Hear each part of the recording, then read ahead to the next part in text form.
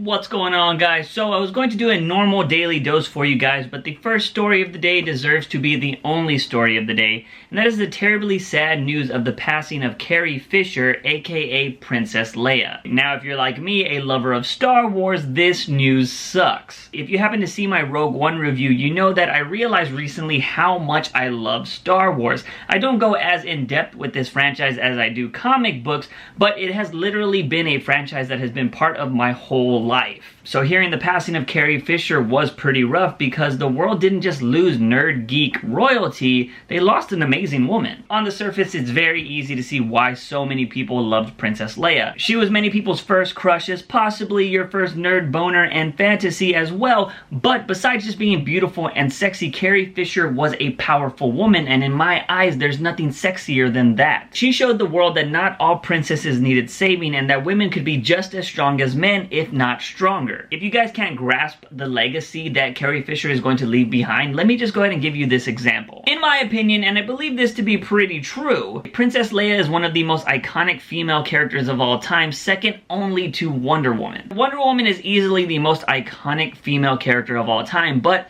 Princess Leia has one thing that she doesn't, and that is a mind of her own. What I mean by this is Princess Leia was portrayed by an actual living person that was Carrie Fisher, and she was able to bring Princess Leia out of the movies and into the real world. If little girls or boys wanted to know what Princess Leia would do in a certain situation, Carrie Fisher could give them an answer. Can't do that with Wonder Woman because her thoughts and opinions come from whoever is writing her stories. I know a lot of people are going to bring up Linda Carter's live-action Wonder Woman, and although she was great, the popularity between her and Carrie Fisher's Princess Leia is huge. It's like Carrie Fisher, Princess Leia, Linda Carter, Wonder Woman. That's how big of a difference it is. Both are amazing women, but the reason why I say that the popularity isn't even close is because there are children today that know of Princess Leia and have no idea that Linda Carter was ever Wonder Woman because their Wonder Woman today is now Gal Gadot. She is this generation's Wonder Woman. The next generation will have their own Wonder Woman, and the one after that will also have theirs. But all of those generations will have one Princess Leia. Instead of rebooting Star Wars, Disney did the amazingly perfect thing and just continued the saga with episodes 7, 8, and 9. Which means Princess Leia will forever live on because people are going to watch these newer movies,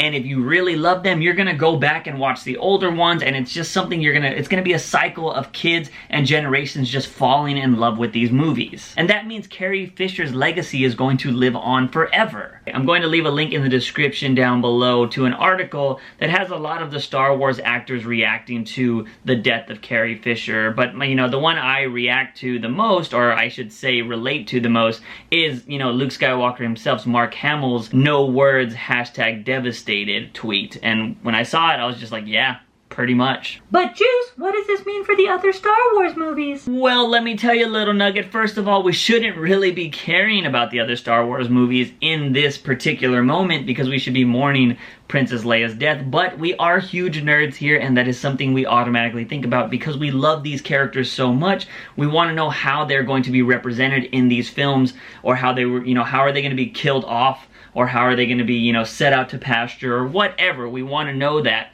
But I wouldn't fear too much because I think, you know, if she was supposed to be a big part of these next two films, with technology nowadays, she will be in these next two films, although she's not gonna physically be there because she's passed away. If you saw the last Fast and the Furious, you even saw Rogue One, you've seen that we have the technology to bring people back from the dead with CGI. So, depending on what Disney wants to do, I don't know if she's filmed any of her parts for episode 8. Maybe she already filmed them all. I don't really know what that is because we don't really have much information about episode 8 yet. If she has filmed everything for the movie, it's not something we really need to worry about unless she's also going to be in episode 9. But I think it's really going to be up to Disney and Carrie Fisher's family on what they want to do. I mean, I think they might be okay with the whole CGI thing happening. I don't really know because, like you said, it happened with Paul Walker. He died during the filming of the, I think, Fast and the Furious 7. But like I said, if you guys saw Rogue One,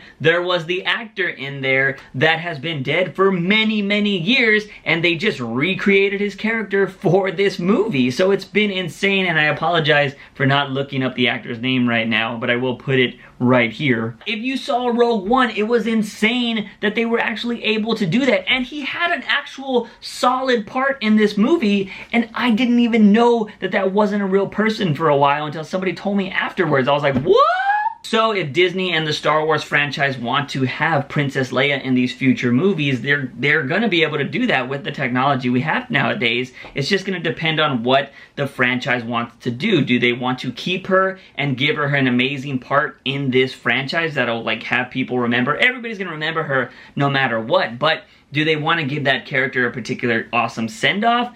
It's just really all gonna depend, and you know, we will find out in the future coming weeks or so about, and the movie is gonna be out in, we're gonna be able to say this year in the next couple of days. So there's gonna be information about what's going to happen with the Princess Leia character in the future. So just, you know, sit back and wait, and until then, just, you know, I don't really know how to finish that. Enough Leia talk for now, because Carrie Fisher was so much more than just a princess. She was someone that had no issue with speaking her mind, which I absolutely love, because that is how I feel most of the time. She was a dog lover, she was an ally for mental health and addiction, and she was just an all-around lovable person with a great personality. Now, if you're the type of person that likes to look back on the more recent days of someone that passed away, Carrie Fisher had some interesting ones. Some people believe that you know when your last days are coming, and maybe Carrie Fisher did. She recently published a book, which I most certainly will be picking up now, but in this book she talked about how she had an affair with Harrison Ford during the filming of the Star Wars movies. And if you watch any interviews where she talks about this, she gets asked why reveal this now. Just watch this clip from Stephen Colbert.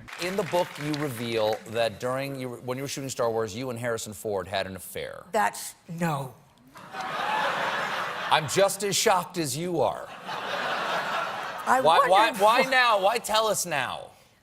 Well, I would probably get early onset Alzheimer's and forget, and then you'd never know. She makes a joke that she might get Alzheimer's and that she needs to go ahead and just reveal this now, or she won't be able to later. Little did she know what the end of 2016 had in store for her. How about we look at something that happened a little over a year ago in a movie that some people saw called Star Wars The Force Awakens. At the end of Star Wars The Force Awakens, there is this moment where only Leia and Rey embrace when everybody else is over here partying and having a victory celebration. They are by themselves hugging it out. Now, this is the reason they're doing this is because of the death of Han Solo, and if you're gonna give me shit for spoilers, you had a year to watch the damn movie. Anyway, so yes, they are embracing because they both know that Han Solo has died. That is why they're hugging each other. But in that scene, they are by themselves, very far away from everybody else that is celebrating, and some people could see that as Carrie Fisher passing on the torch of the strong female character in Star Wars